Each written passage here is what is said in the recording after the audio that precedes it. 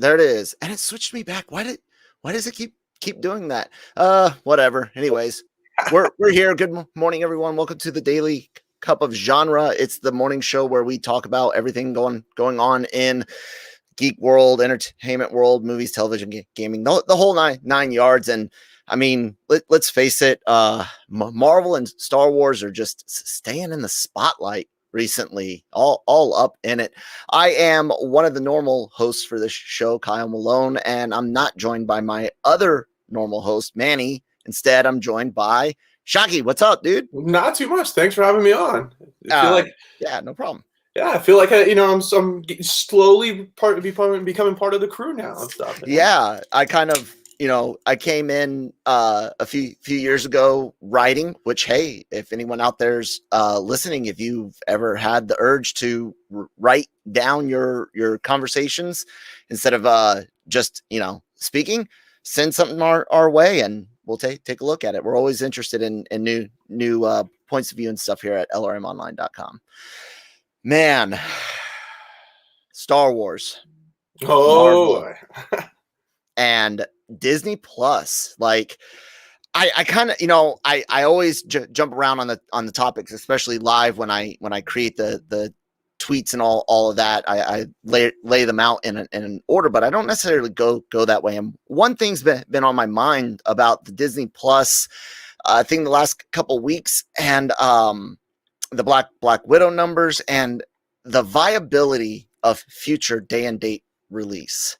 Okay. For context for all of those, Disney came out the gate last week, the first weekend Black Widow was open, and was touting some what you could call appear to be good numbers, but in full context, we won't know until we see how things like the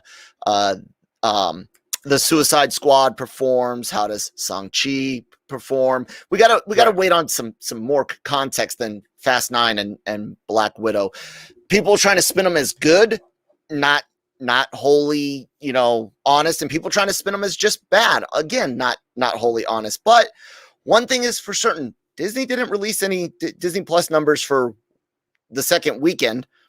And when you did some math, taking the amount of money they claimed was made from Disney Plus versus the amount of subscribers, it was like, what, 2 million and change households out of 103 million total subscribers? Right. So, yeah, we did the average because we asked Cam, who was in Scotland, how much the price was for the premiere access of Black Widow, and then kind of looking around, it averaged out to about like $25 US that the average paying household was for Black Widow. So when you take into account how much money they claimed was in that opening weekend, and how much the average is charged, we're looking roughly, just a couple million subscribers there, out of 110 million was, just their most recent announcement of how many subscribers. So I don't know, like, is that a good number? Is that, do they consider that a success? When we talk about conversion rate, going from somebody clicking on a social media link to, a story, we're happy when it's at 2%, it's crazy. So are they happy with that number? Or, and you got to assume that, households probably had an average of 4 people in that household. So are you getting your bang for your buck on that? And I think there's a little hidden message there. That the reason why they didn't send out a second weekend update from Black Widow is that we saw a massive drop off in the movie theater box office. So you got to assume there's got to be a drop off as well as premiere access. And the quality of the pirated version of Black Widow out there, massively well, yeah. And it's been that way for all of HBO Max's day and date releases. It's going to be that way for all of them. There's just it's impossible. I don't condone piracy. I don't partake in it. I try my best to at least see what's out there report on. And you're right. I've looked at the screenshots that you can find attached to the different torrents, just out of curiosity. Like, are people able to get these rips? Because when you go in and say like we're trying to get a screenshot from a Disney Plus show for an article, that's completely legal to do. Correct. However, all of the digital protections on Disney Plus make it difficult to get even a legal screenshot, let alone someone ripping the whole thing, but they're doing it.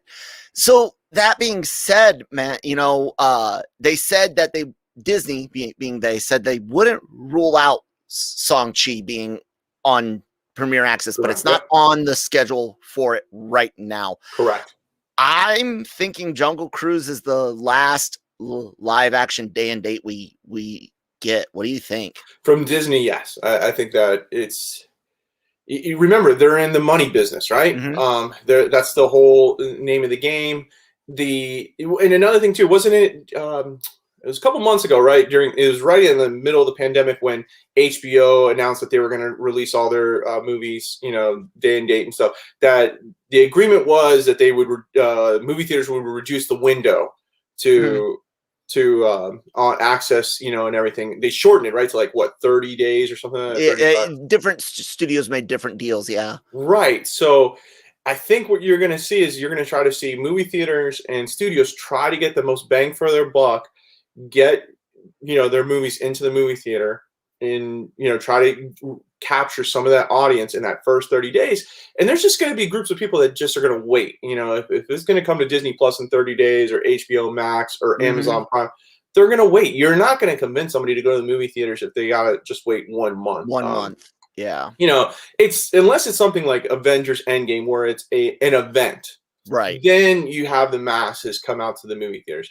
But for right now, I think that ultimately you're looking at, the Jungle Cruise being the last one, studios revamping. I think HBO or Warner Brothers, is kind of regretting sending out every single movie for 2021 is going to be out on HBO Max, same time as theaters, because they, what was it? Kong versus Godzilla was the most profitable Warner Brothers film so far. And they've had a lot. Every month they released a film, and so that's, for them, that's not a good sign, But no, not at all.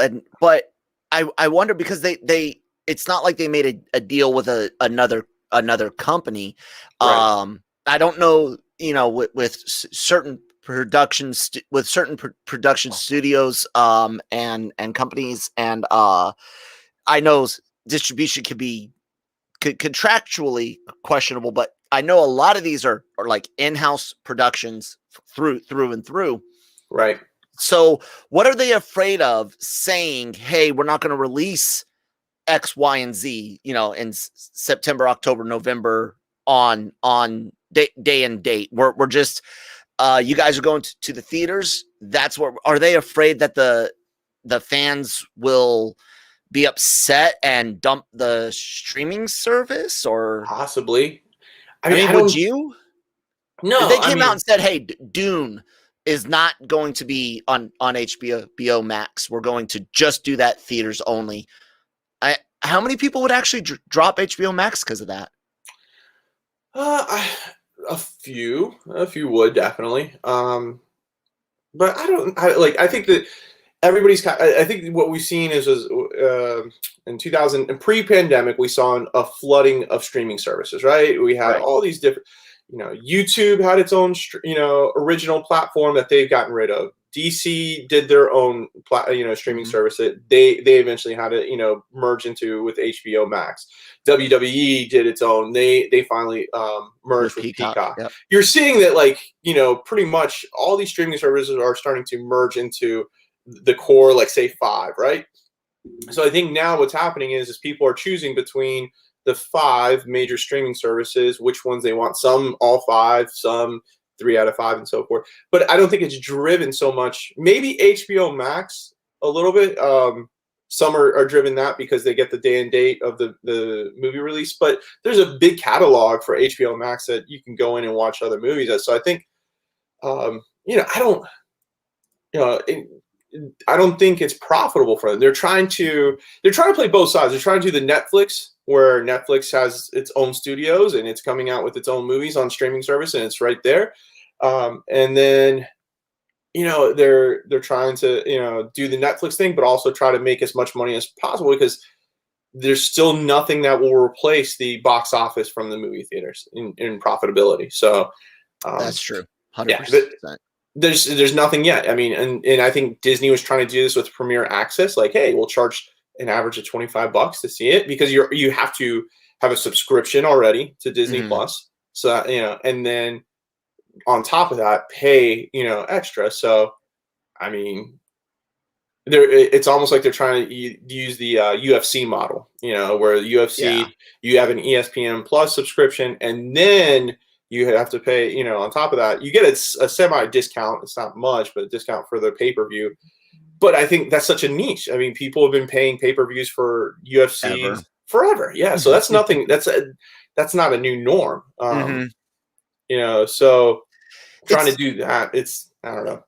It's been one of those, you know, big conversations and concerns that I've been talking about for years, as I watched, you know, regular theater numbers dwindle, regular screens become less filled, to where it's now like on an opening night for almost any non-Avengers movie, Marvel movie, is, if you got a 12 screen theater, at least 4 or 5, you know, almost half are going to be playing that movie. And when you get to an Avengers level movie, it starts being like 6 or 7 screens, especially opening weekend. Right. And you started noting, you remember Jurassic Park in was it 93, 92? Okay. Yep. And you remember having to wait almost a year from the time it hit theaters to the time you could buy your VHS, that beautiful black box with the red logo and the T-Rex. That was an event too. Oh my God! Going and buying a movie, or going to Blockbuster and renting, that was an event as well. I mean, the best example, you know, you went with Jurassic Park, Batman '89. I mean, going to the movie theater, seeing Batman '89, and then it took forever for it to come out on VHS because it had just like Jurassic Park, it had such a long run in the theaters that then once it came out, everybody's rushing to buy the VHS. And then that was in its own experiences as well. You know, I remember every Friday night we're going over to Blockbuster with the family, trying to look for the latest movie that came out that week to rent, to watch that night. You know, the trailers added to the, remember, so we had movie trailers at the theaters, but then also trailers added to the VHS, which was an experience on itself. You know, the Power Rangers movie. Remember the first trailer was, I forgot what VHS it was. You had to buy a VHS to watch the Power Rangers movie trailer. So those, that's a lot different. Very, very rare. And very, you know, rare. It's not bad, but what part of what worried me was looking at that shrinking of time from theater release to home video release.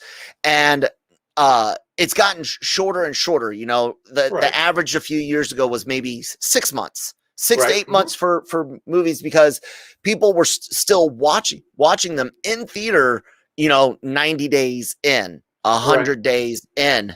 Now you look at it, and we used to look at something having a 40% drop as bad, and then we said, okay, well, that's now the new normal. So a 50% or higher drop is bad.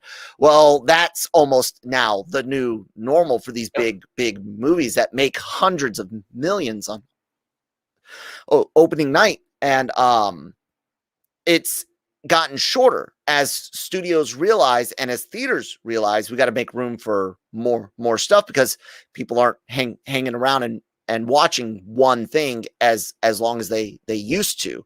People, so now it's, I mean, hell, the last several Marvel films before the pandemic all hit from theater release to digital, I think in 4 months or less the last couple of years. Yeah. And what you got to also remember too is that in that time frame you're talking about, where it was a long time before you got to at home and VHS, was that you had dollar theaters, you know, where basically that was the last run for a movie to make any profit left. You know, you basically charge $1, $1.50, and that was basically the box office the studios trying to squeeze out the last little penny that they would get from the theater services, and theaters trying to get that extra popcorn sold. Right, exactly. And those have basically gone away. And the pandemic, I think, pretty much destroyed any type of dollar theater experience. I haven't seen a dollar theater in a long time. Yeah.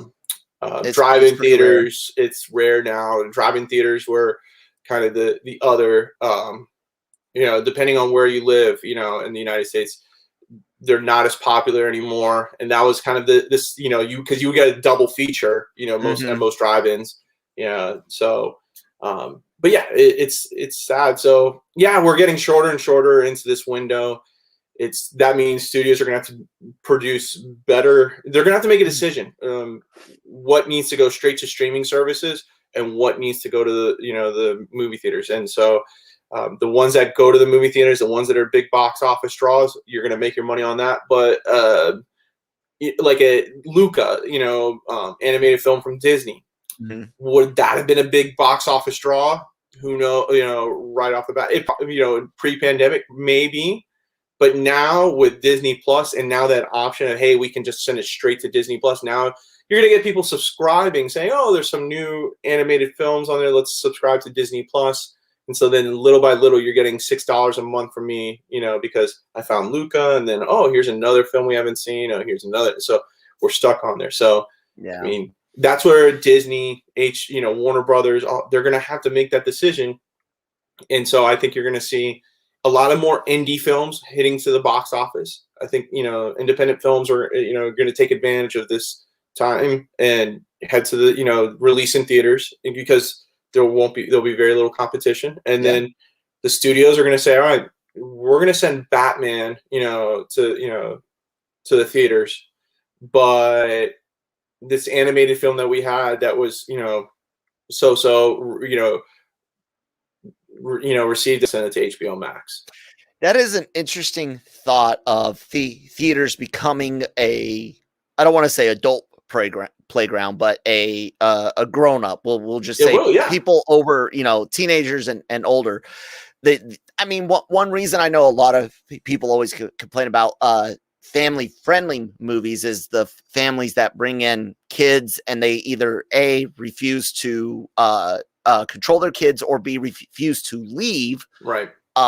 Which I get it. You paid money, you took the time. However, you're in a room with a lot of other people. My wife and I, we're the ones that we never want to ruin anyone else's date night, because we've had ours ruined.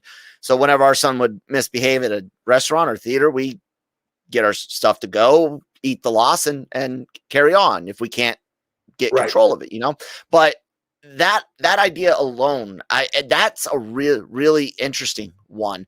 Get it to where your PG-13 and over big movies, indie films are all up in the theaters. That would fall in line with my theory that a lot of theaters are going to go to the premium experience, like your Alamo draft houses, things where you got every seat's a recliner and stuff.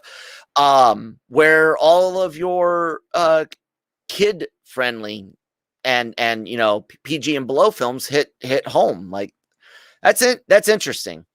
I wonder what that would mean. Think about it. How many? Let's look at, besides AMC and Regal Cinemas, most theaters now are kind of adult-ish. You have those luxury seats. The Alamo draft houses and the other indie movie theaters. They have it so that the recliner seats are like their office chair type seats. They serve alcohol there.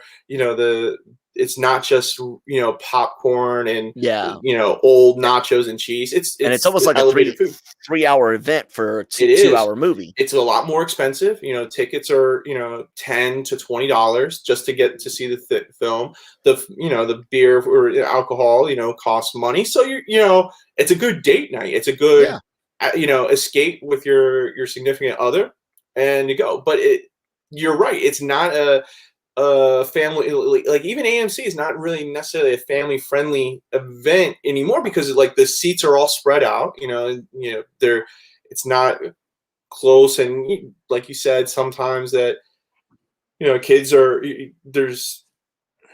loud, kids are enjoying the movie, and it's something that, like, hey, not everybody's enjoying that, because my daughters are the same way. Or like, my daughters don't even like really going to the movie theaters that much, because they'll lay down and watch a film, but then they get bored halfway through if they don't like it, and then they're like, can we go? Yeah. And so I think that it's good. We're looking at a transition to changing theaters to be more adult oriented. The AMC that's over by my house has a bar outside of, like, in the where the concession stand is, and now there's like a bar lounge that you can come early and hang out before your theater's open, and sit around, drink, and then go in and watch the film and stuff. So yeah, and it's an interesting way to look at it and see how it goes, man. I mean, there's times where I'll love something like that, and then there'll be times where I'll almost miss not the unruly kids, but the excited kids. Because my son, he'll be 8 this year. He's still excitable, but he's fast approaching that age where he's going to start thinking he's too mature, even though he's not. So I'm not looking forward to that too much. Let's hope that people just enjoy the films, and here's the key thing though. We have to pay for the movies, guys. If we want more big tentpole films, you gotta actually give the studio money. And I don't mean a subscription fee, because that goes to a dozen productions, it goes to a dozen licenses, it goes to everything. So hey, I paid my subscription this month, that counts for that. No, unless you're out there buying a lot of merchandise for that property. If you want to support these movies and get them made, and I'm not saying to buy any particular studio's films, I'm just saying buy the movie. My biggest fear, here's my biggest fear. I like some of the behind the scenes stuff that Disney Plus has put on, but we can all admit, the film buffs in the audience, and you and I, the glory days of extras was DVD. Yeah. And it's gone. Yeah. It's gone. It's dead. I mean, like I said, it transitioned. We went from VHS, where the previews for a VHS for a movie, and then the actual movie releasing now was an event. Then when we went to DVDs, we found this whole other thing added on to it, where it was not just the movie, but behind the scenes stuff and all the commentary that was taking the movie to the next level. Like, I remember, so I've seen Gladiator well over 100 times, whatever, and stuff. But the were you not entertained the first 99? The audio commentary, ting, but the audio commentary by Ridley Scott. I sit there and I'll listen to that and stuff, and just it for people who are in the movie industry or movie buffs, they love listening to that. But yeah, that's all gone. Yeah, that's going away. And what we do get is usually very, very sterilized and very, very, we love working on this project. This is the greatest project I've ever worked on. This is such an amazing project and cast and crew to be a part of. And then you look at the Phantom Menace documentary making of on the DVD, and there's freaking Rick questioning Lucas's almost every move, and it's on camera. Yep. That was probably the last, like the prequel trilogy, the last additional, really in-depth look at controversial behind the scene, controversial films, but behind the scenes. And then you look and I love the technical side of it too. Like, I love talking, editing, and hearing the director, photographer, the photography, the camera operators, the editor. I love digging into all of that, and that's like the only enjoyable part now, because you don't have to sterilize comments about the special effects or comments about the editing process. But you do have to sterilize comments about the direction, the script, the characters, the actors, and correct. So I miss that. on Disney Plus, man, some of my favorite stuff to watch, probably my favorite stuff to watch besides, of course, Mando and Star Wars, anything new that comes out, are the documentaries they put out. So like Disney Gallery, the behind the scenes of the Mandalorian, that was, I was just fascinated with that series. And then, they have the other documentaries on there where it's like the Imagineering stories, where it's, the story of Walt Disney building, Disney parks, going from Disneyland, and then starting the building of Disney World, and Roy taking over, and then the stories behind all the rides that are how they're built. Dwayne Johnson, The Rock, he's producing a documentary that's coming out on Disney Plus.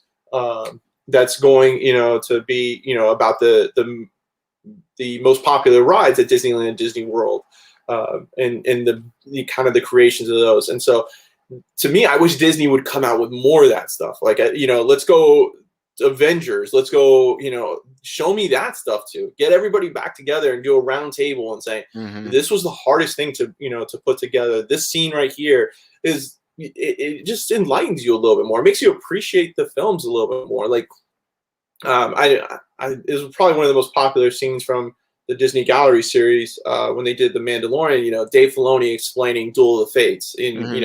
Everybody sees episode 1, they have their thoughts on it, but then Filoni's like, the reason why they call it Duel of the Fates is because, it's a battle between not just Darth Maul and Qui-Gon and Obi-Wan, but it's a battle for Anakin's future, and how it goes. If Qui-Gon doesn't die, then does Anakin fall to the dark side? Does he finally get that father figure he wants? And and I remember the reaction on YouTube for that. So many YouTube viewers were like, I never thought of it that way. So it's like, we need more of that. We need to understand what the director's coming from and why they're thinking these things. Why do they name some of these things? And it just gives us more information and enlightens us more. Yeah, absolutely. And, Star Wars is our very next topic. But before that, we got to take a quick 30-second break from our sponsors. So take it away, Grow Generation. Grow Generation, where the pros go to grow. For all of your cultivation needs, Grow Generation has the right products, service and staff to make your grow successful. Go to www.growgeneration.com, where the pros go to grow. All right, man. Let's keep it up with our Star Wars coverage. Potential, look, most of this stuff we're talking about is on everyone's front page already. However, if you still know absolutely nothing about Obi-Wan Kenobi's upcoming show and you want to keep it that way, we're not talking stories. We're talking characters that have been announced.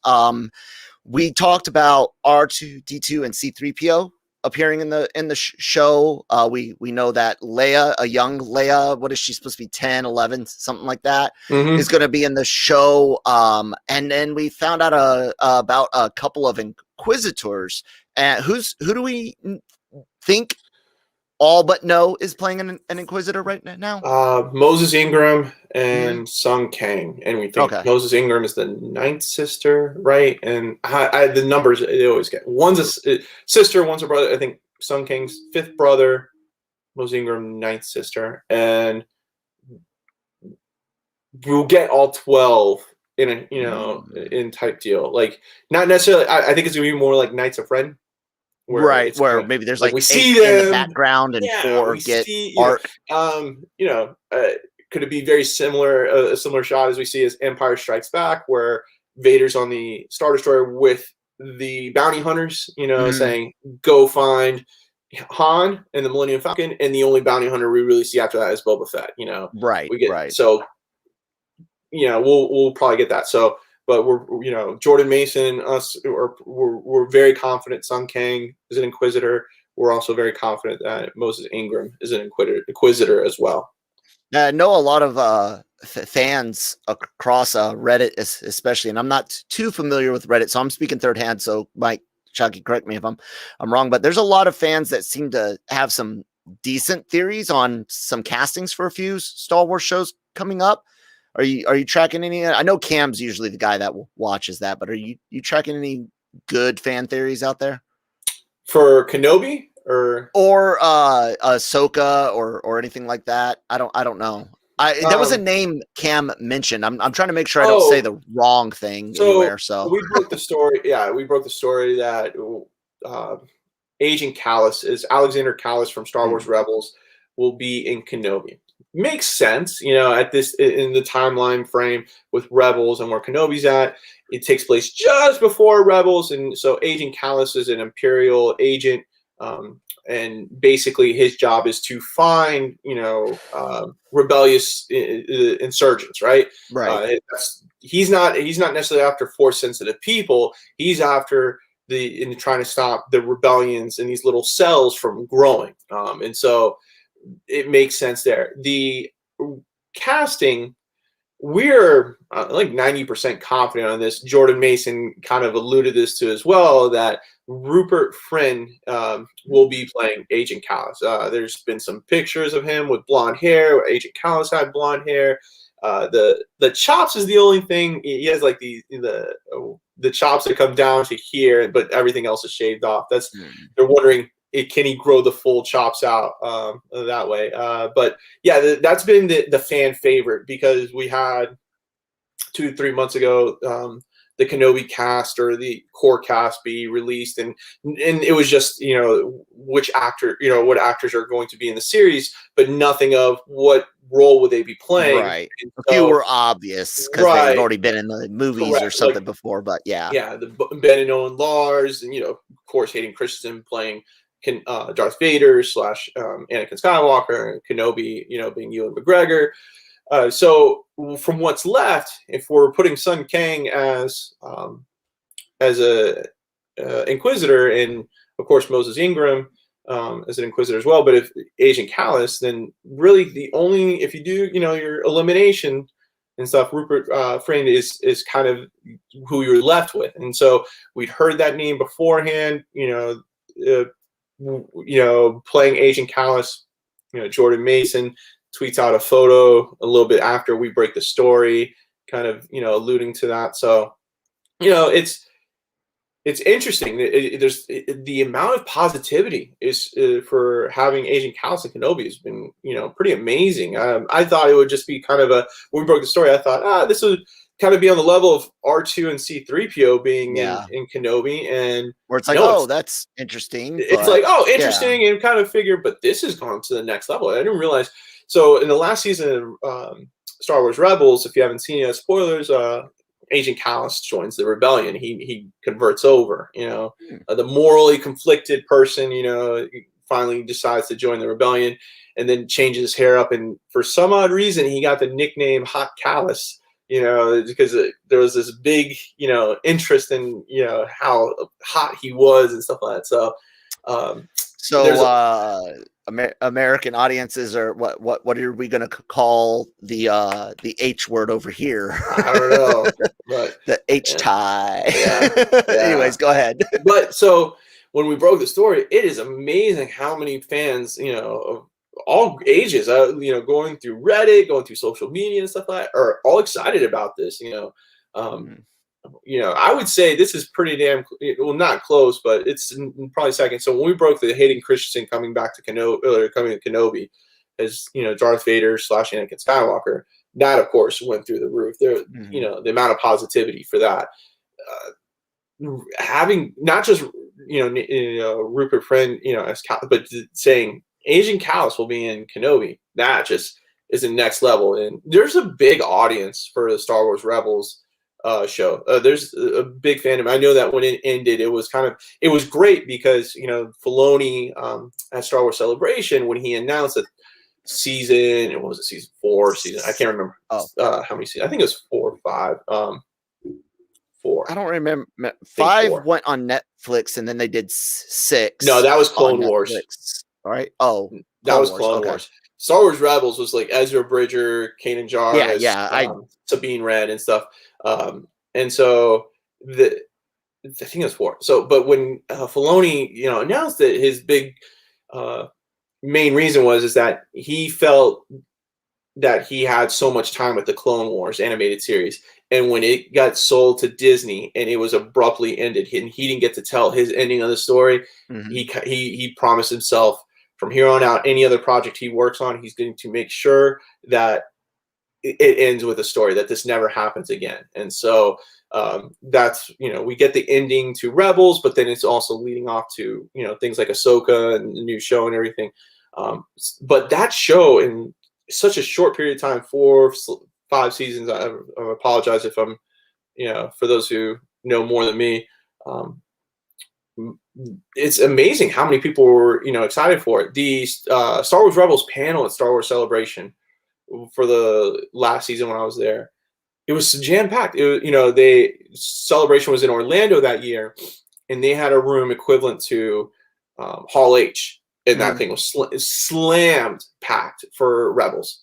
And so Clone Wars, I knew had its own following. It's amazing because with Rebels, it's all new characters, pretty much. You get Ahsoka and you get Darth Maul, and you had one season with Vader in it, but the core group, all new characters, and the amount of Star Wars fans that just gravitated to them, like Ezra Bridger, has a cult following, and I know that when that announcement breaks, that Ezra's coming to live action, it's gonna take. We saw what happened with Ahsoka. It would take to the next level for the Mandoverse. Yeah, because right now most people assume we're going to see him. There was even a lot of rumors about him in season 2 of the Mandalorian. Correct. And that's because of the Ahsoka connection. Correct. And then the Thrawn connection, which was another theory and rumor leading into excuse me. If anyone that's new, thank you for listening. Please hit subscribe or follow, and understand I have a impediment due to a brain injury. But right now with Thrawn and Ahsoka, we're assuming Ezra's in. But you're right. If and when someone can make that confirmation, it would be massive news. And hey, hopefully one day we'll be able to break something big like that. That'd be awesome. And the best way to make sure you can catch that is to follow us on Twitter at LRM_exclusive. Check out the website, of course, and like I just said, subscribe and join us. Follow us on YouTube or your favorite podcast app. With that being said, Shockey, What might we learn soon? Like, do you got a feeling anything is on the verge of being released at all? No. I mean, are we looking for like, what is it? August or April celebration next year? May 26th. So you have EA Play this weekend coming up. Right? There's that game. They announced open world. So EA announced, their Star Wars Twitter account announced this week that there will be no information, new information on Star Wars games, right? The message in the tweet was, we look forward to exploring all this stuff next year. Everything Star Wars related that hasn't been announced will be announced at Celebration. They're basically, this is the culmination of the next stage in Star Wars. I don't even expect Investors Day in December, when it's traditionally happened, where we got this new, online debut from Bob Chapek of all the different projects that they're working on. I think it's going to be heavy Marvel. And I think that everything Star Wars is trying to be kept under wraps as much as possible for Star Wars Celebration. Now, we're getting Book of Boba Fett in December. So we'll probably, we'll get a trailer for that. We'll, it will probably, I'm assuming sometime mid to end December that you'll have episode 1. I think it's on track to do 9 episodes. Some people have said 12, so it could be, a lengthier season and stuff. But these could also be 22-minute correct TV depending on how they want to cut it out and everything, so we're getting, I think minimum 9, and then, but depending on how they edit things and how they want to tell the story, it could be 12. So that takes us into January, February-ish. And then, we get this kind of lull area. We could have Andor. I know that Andor is still filming. I know that Andor is not near end of production. It would be a rush. I could, we could see something, being done about Andor. Or maybe it's like half of Andor season 1 is this time period, and then we get the second half this time period. Well, like Breaking Bad did in its final season, where we got half a season in one part of the year, and then the second half was done later because filming and wanting to keep the story under wraps so much, do it that way. There's some rumors that they're trying to film as much of Andor season 1 and season 2 as possible to try to have it so it's almost close back to back. So type deal. We know they're not afraid to share the volume. Right, exactly. They're definitely sharing the volume, but Andor's done, and so and a lot of live action stuff. On location. Was it Book of Boba Fett or Kenobi that was at their location filming? So Book of Boba Fett is in California. Was filmed in California. The volume. Andor is in Pinewood Studios, and they have a volume there as well. Kenobi, there's part of it being filmed in the volume in California, and part of it being filmed in Pinewood Studios. Right.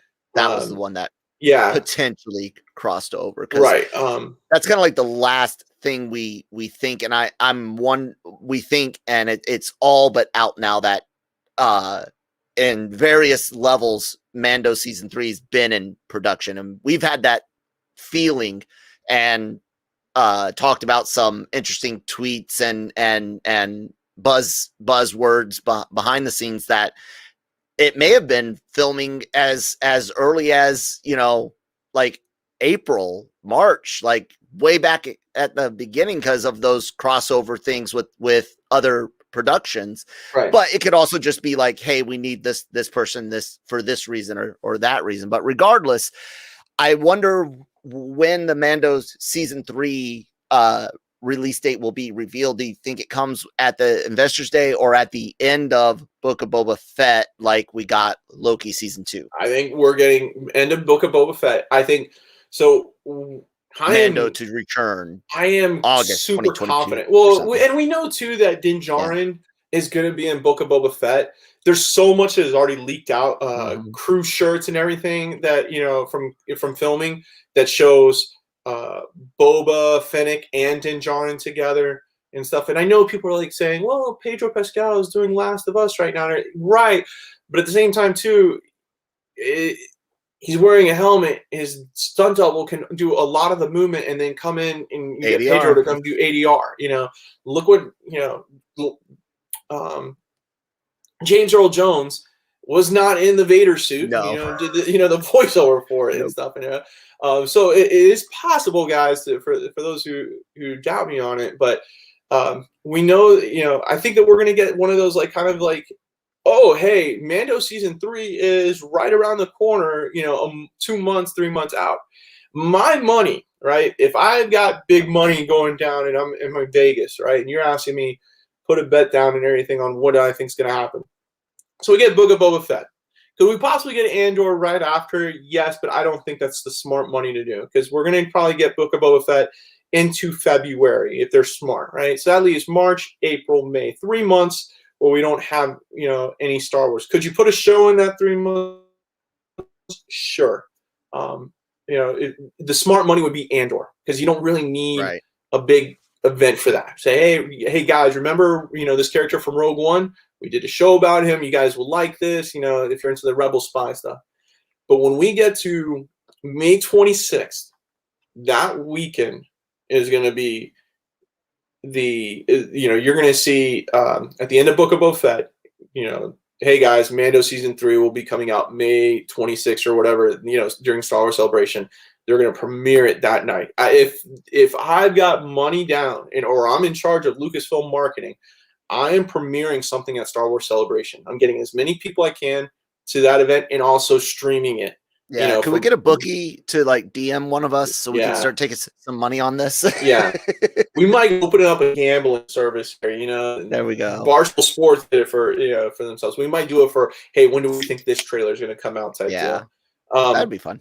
But marketing for me, if I'm doing Star Wars Celebration, I'm holding all my chips for that because that's where people are coming. They want to come to the panels. They want to come to see these actors and stuff. So if you give it all away beforehand, how many people are going to come to this event? Yeah. Not many. So you premiere Mando season 3. You then drop the Kenobi trailer as well. And then you say Kenobi coming in August, September, or whatever type deal. So, right. You know, that's and then show your first footage for Ahsoka to close out Celebration. Yeah. And it's like a 15-second teaser, and maybe we'll more likely have the Rogue Squadron trailer. Yeah. Or, you know, some footage from that. Yeah. Because they'll start filming on that soon. Yeah, that's the one. That's the moneymaker for Mr. Kyle Malone right there. That scares the hell out of me. Almost as much as our time crunch, man. We got one last big thing to talk about. Yeah. How wrong I think everyone is about this synchronized time thing with Wanda and Loki. In all seriousness, I would have loved a real connection here. They could have done it with additional sound effects. Some people have pointed, oh, there's red in the timeline break. Well, there's already red in the scene, and the colors are bleeding through and stuff. Potentially, yes. Likely, in my opinion, no. But one TikToker has made something go viral. I have not verified the synchronization. I don't know anyone that has. Everyone seems to just there's a couple of YouTube videos. Person. But so even if there is, the idea is that a couple of events line up in the last edits of WandaVision final episode and Loki final episode, and people assume that when Wanda becomes the Scarlet Witch, accepts those powers, that's when the timeline breaks, because that's when He Who Remains starts talking, and there we just crossed a threshold and stuff. I pointed out that WandaVision takes place in 2024. After the blip is done, Tony snaps, so we're 5 years past Endgame, or not Endgame, but Infinity War.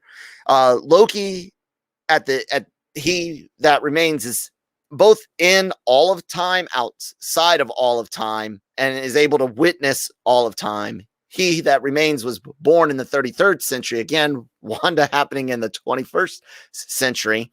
There's no reference point to tie it. And in reality, if you think outside of 4 dimensions and you get that, you're able to step into, what is it, like the 6th dimension, to observe all possible universes that could theoretically exist within 4-dimensional time space. Even looking at it at that, it's like, yeah, sure, any moment at that point syncs up with Loki and the breakdown. You could sync it up with Captain America lifting the hammer. You could sync it up because all of time is happening and all of time has happened. Right. So is it possible that connection is real?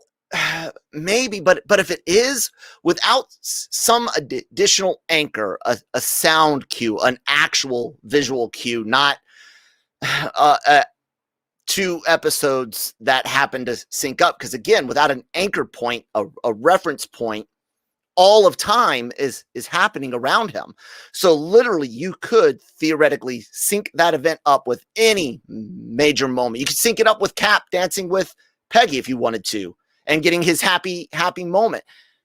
You see what I'm saying? So that's my only thing. I like the idea of her being a cause, but there's this one TikToker that set off this wave without a reference point. It seems like it was either, if it is real, it's either an afterthought where they're like, hey, see if you could do this, or B, potentially kind of like Peter Parker being the kid in Iron Man. I don't know where that came from. It's just a retcon. Potentially they could see this being popular and retcon. And if they do that, it just feels like a missed moment, because you start wondering, what is the threshold? What did cause him to not know? Why was he trying to rush them to make their choice? Because technically WandaVision already happened.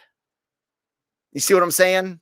Yes, I get you on that, and I understand your thought process on it. Like when you do a deeper dive and you say, okay, this doesn't make sense, this doesn't make sense. I think it was just more like for the casual audience member, like, hey, this is a, you know, they're synced-ish up. I will say this though, after doing some more like research on it and stuff, we still haven't gotten Spider-Man No Way Home and the events that go from that. Because from what we, you know, leaks have come out or rumors have come out is that what kind of causes the whole Spider-Verse to happen is that if, what was it, Far From Home, at the end of Far From Home, we find out that everyone knows who Spider-Man is. You know, J. Jonah Jameson reveals that it's Peter Parker. So we've heard that it's going to be kind of a storyline from One More Day where Peter asks Strange to wipe everyone's memory, that knowing that he's Peter Parker. That also could be that also could be no yes, you gotta think about God no. I know, right? But you also think that could be another event that happens where Strange alters the timeline for Peter, and that could be another Nexus event right there.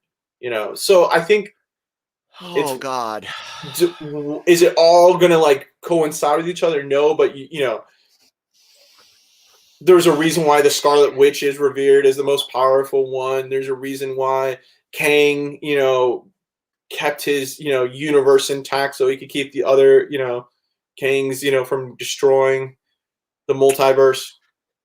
But I think that the last piece of the puzzle comes from Spider-Man No Way Home. Yeah, I mean, that makes great, perfect sense. You start teasing the possibilities of multiverses back in phase 2, really start leaning into it in phase 3 with Doc Strange and of course Endgame, and how they explain how multiple universes / timelines can be created. Right. But oh my God, you said like the only words worse in Marvel comics to me than Secret Invasion is One More Day. Look, it's a very controversial storyline. I bleed JMS blood cells. Like they all have J. Michael Straczynski's name tattooed on my blood cells. He's one of the greatest writers of all time. There's a reason his relationship over at Marvel was tenuous after One More Day. There's a reason a lot of Spider-Man sales tanked after One More Day. There's a reason why Joe Quesada had to do so much fucking. It took years to rebound. It took years to fix that storyline. Right? And it's still, to me, it's still not even fixed. There's still a lot. And I like Slott, but Slott didn't. But let's go back to it this way.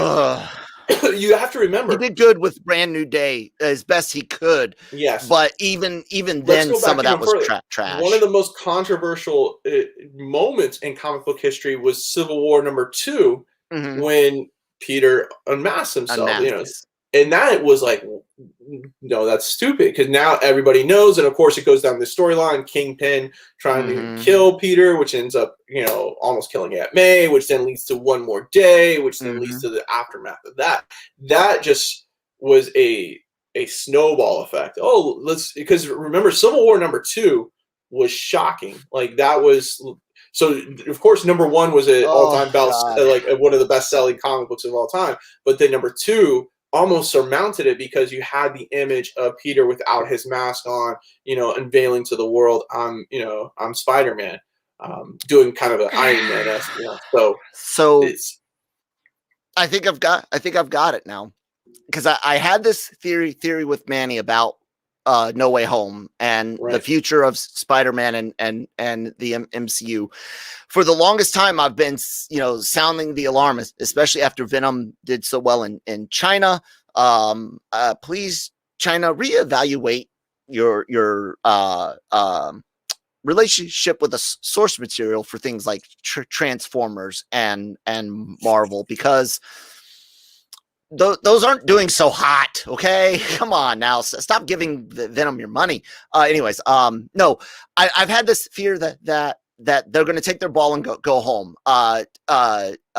Vince Akira and Rothman, and I think even Fox at one point, last name I can't remember his first name, but big execs over at Sony were saying things in 2019 like, oh well, we got the Marvel handbook, we know how Feige does things, we can make good movies too. Like literally words from their mouths. I'm paraphrasing a little bit, but you can find these quotes, and that those comments and recent things have made me really feel like when they walked in to talk about renewing the deal, they had no good faith. Sony had every intent in 2019 to take their ball and go home.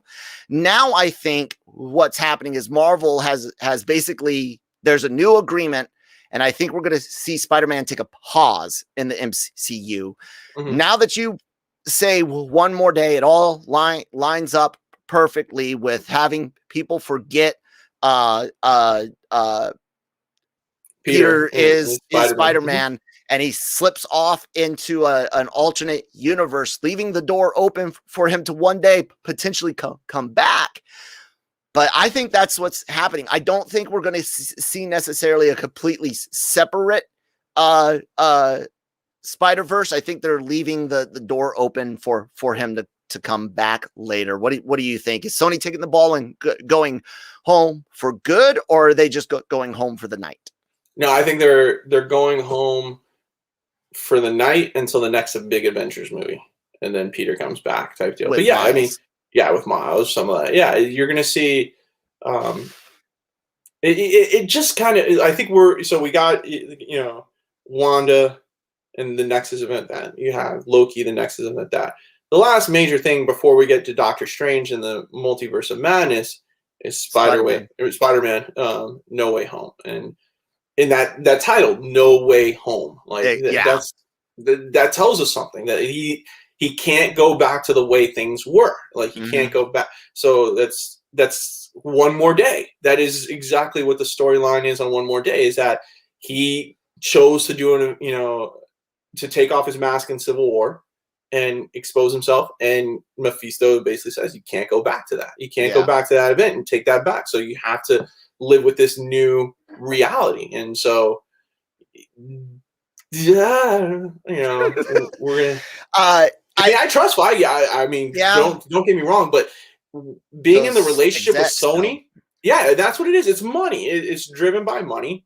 And so you have to write a storyline that allows you to have the possibility of bringing Spider-Man back, not for a feature film, not just hey, here he is in Avengers type deal, so he's part of the universe still, and it explains why now he can go and be in a Sony film with Tom Hardy and other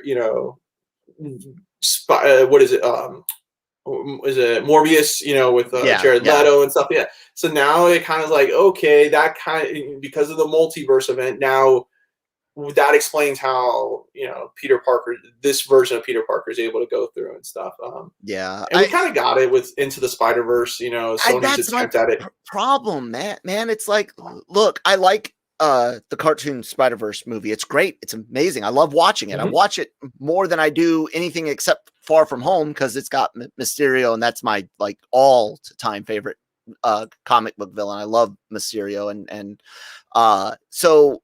But I didn't want to see it in live action. I had high hopes. Nick Dahl from Breaking Geek here at the Genreverse Podcast Network, LRM YouTube channel. I liked when he had the theory that it was going to be like more of a Sinister Six thing than a Spider-Verse thing, but it doesn't look like it. No, it doesn't look like it at all. Yeah, there's a lot of rumors, a lot of multiverse crossovers, and to wrap it up, I don't quite like how it seems that they might be picking from the bones of Fox and potentially Sony to create a new universe. Right. It seems so disingenuous to be like, oh, well, we're going to take this X-Man, this Fantastic Four character, this the Deadpool character, and mix them all together while leaving the rest of them in their own universe. It's kind of like doing 2015/16 because of all the delays. Secret Wars again. Like, Right. I don't quite like it, but in Feige we trust, right?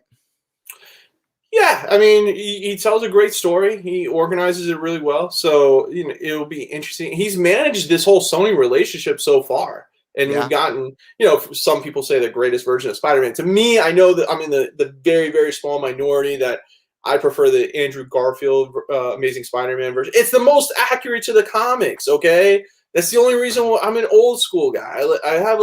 I have, besides, the first appearance of Spider-Man and Spider-Man #1, I pretty much have all the original comic books from it. So, granted, he's older. He looks a lot older, but, we get the Gwen Stacy storyline. I'm a big fan of Gwen Stacy, and so, like, to get that, I thought that was pretty much on point. I'm not saying that they are amazing movies. I'm not saying that, but to me, it's like, okay, if I've got to pick between Tobey Maguire's, Andrew Garfield's, and Tom Holland's, I understand why so many people like Tom Holland's Spider-Man. I get it. It's best it's of both worlds. You're right. It's not a perfect Parker, not a perfect Spidey, but it's good enough on both. Right. The Sam Raimi. Good enough, I mean perfect. Yeah, the Tobey Maguire Spider-Man movies. Sam Raimi at the helm. Of course, they did good for their time. Yeah, it was very good for the time.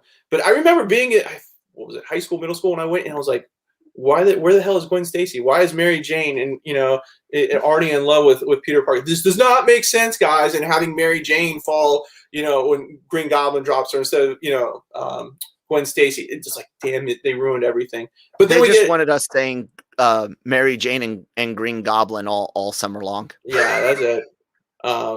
That's exactly it. But but Spider-Man 2 with Doc Ock in it is I think the greatest Spider-Man film out of all. But like when you talk about the actual character, so it's it's being truthful to the comic books. And then Andrew Garfield's is the closest one, not perfect, but closest one there. And I was hoping that we would see a Spider-Gwen movie jump off from there and stuff, but I think we will get that eventually. But yeah, they say they're going to do isn't Spider-Gwen getting a series, like an animated series? One of the Spider-Verse characters is supposed to get a Spider-Gwen. There's a second Into the Spider-Verse Ghost film. Spider or whatever. Yeah.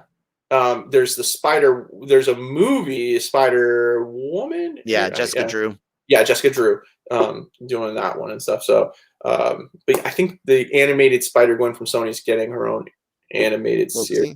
And stuff. So yeah, we shall see. Everyone else, you guys can see us here on the Daily Cup of Genre every Monday through Friday, live on Thursdays like it is right now. Thank you for everyone that has watched us and joined us live. Please hit the subscribe button. If you are listening to the replay on audio, wherever you get your podcast from, hit that follow button. We really, really appreciate it. Help us keep all this wonderful content for you guys for free.